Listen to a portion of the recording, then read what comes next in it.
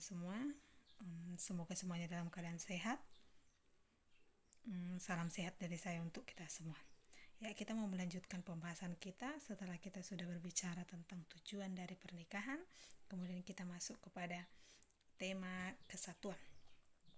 Kita juga sudah menyinggung tentang di dalam keluarga suami dan istri bertindak jamak di dalam lingkungan internalnya, tetapi di lingkungan eksternal dia menjadi tunggal. Maksudnya apa?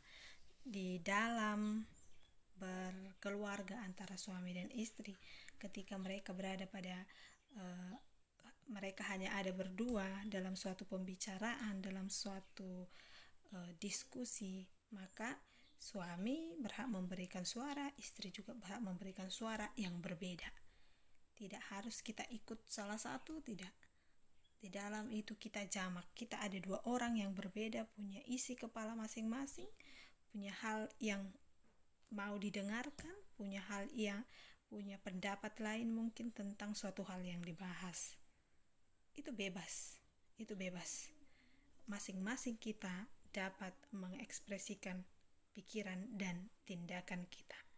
Ya, jadi jangan ada yang apapun apa yang dikatakan suami itu saja, apa yang dikatakan istri itu saja. Yang dibilang suami takut istri.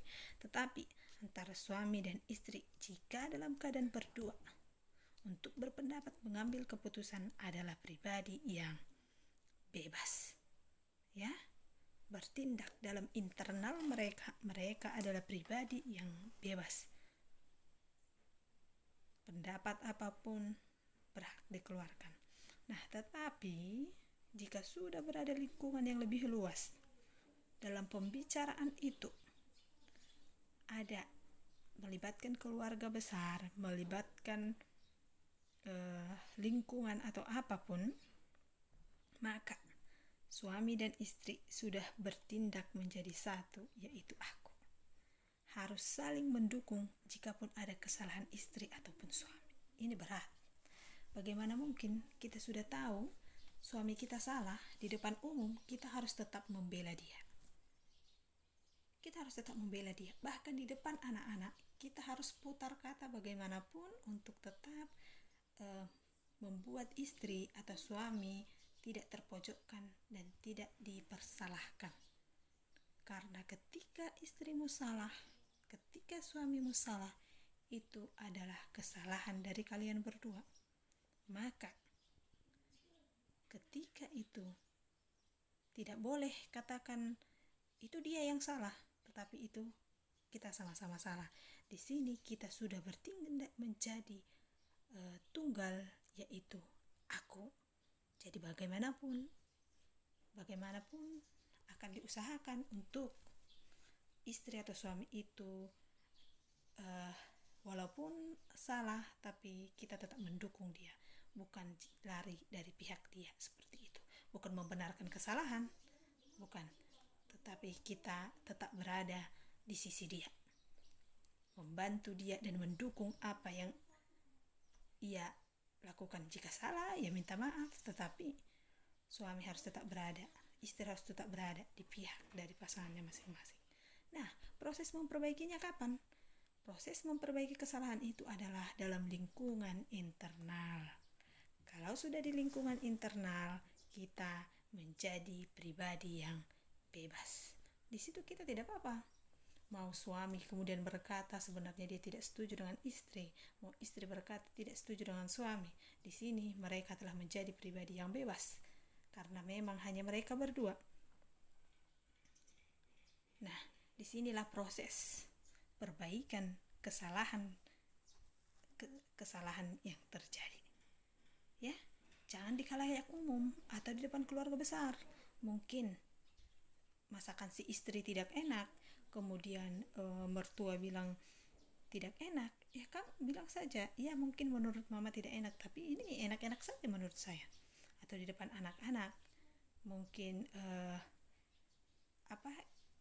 istri Anda melakukan kesalahan, tetap di depan anak-anak jagalah harga diri istri Anda, di depan siapapun jagalah harga diri suami Anda dan pasangan Anda. Kapan memperbaikinya? Pada lingkungan internal. Disitulah kalian menjadi pribadi yang bebas untuk mengekspresikan pikiran dan tindakan. Ya, bukan berarti maksudnya di lingkungan yang lebih luas si istri tidak lagi bebas, bukan.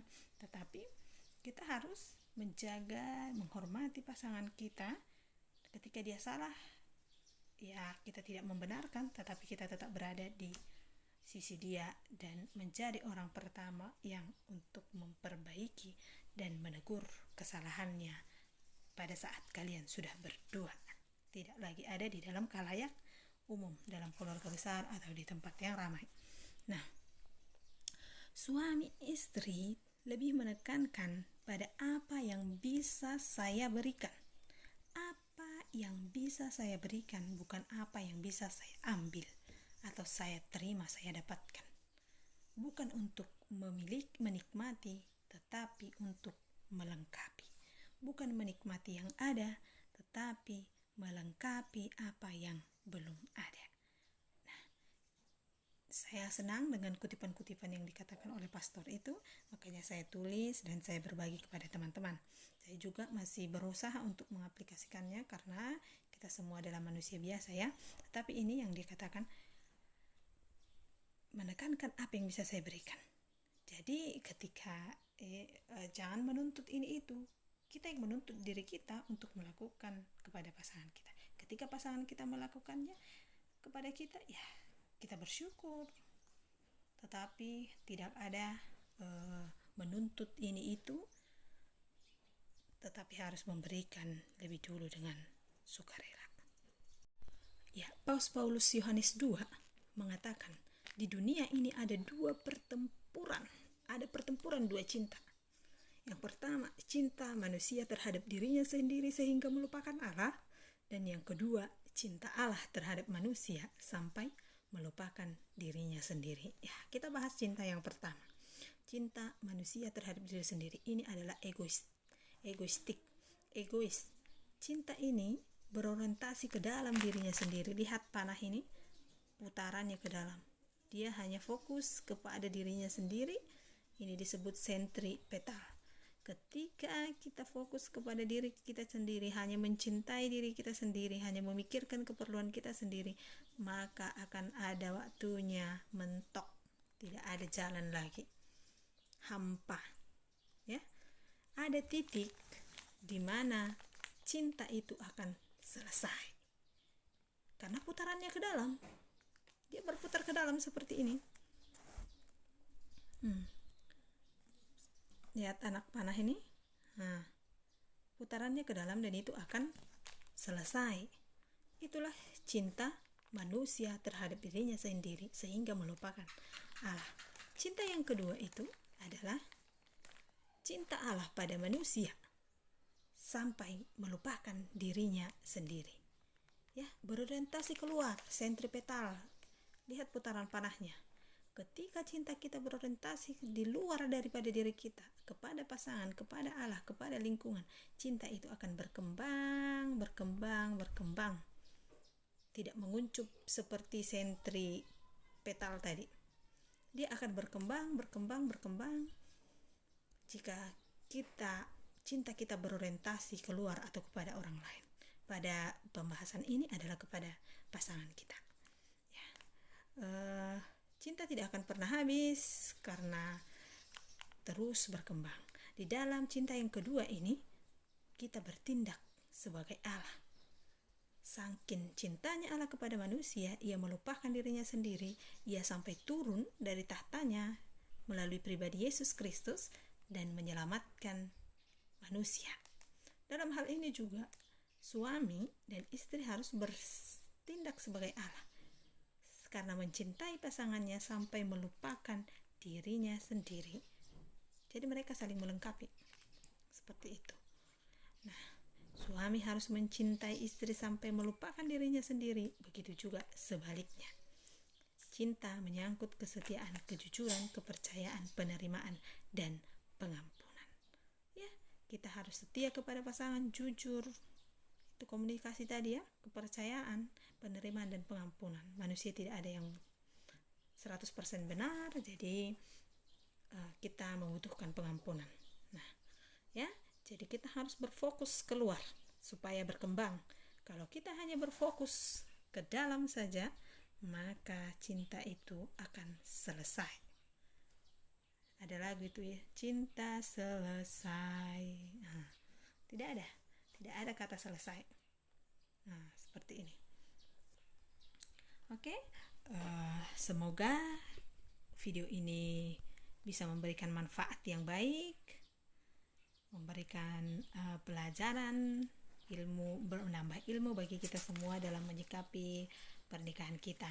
Nah, setelah tema kesatuan, kita akan membahas lagi selanjutnya tema kesulitan dalam berkomunikasi. Kenapa di dalam keluarga itu kadang-kadang sulit berkomunikasi, nanti kita bahas. Ya, kenapa ada istri yang tidak terbuka kepada suaminya atau suami yang tidak terbuka kepada istrinya, nanti kita akan membahasnya. Ya, terima kasih telah mendengarkan, telah menonton video ini. Semoga kita adalah orang-orang pada cinta yang kedua. Cinta bukan hanya berorientasi pada diri sendiri, tetapi berorientasi kepada orang lain, sehingga cinta kita berkembang dan berbuah baik, ya, membuahkan hal-hal baik bagi kita semua.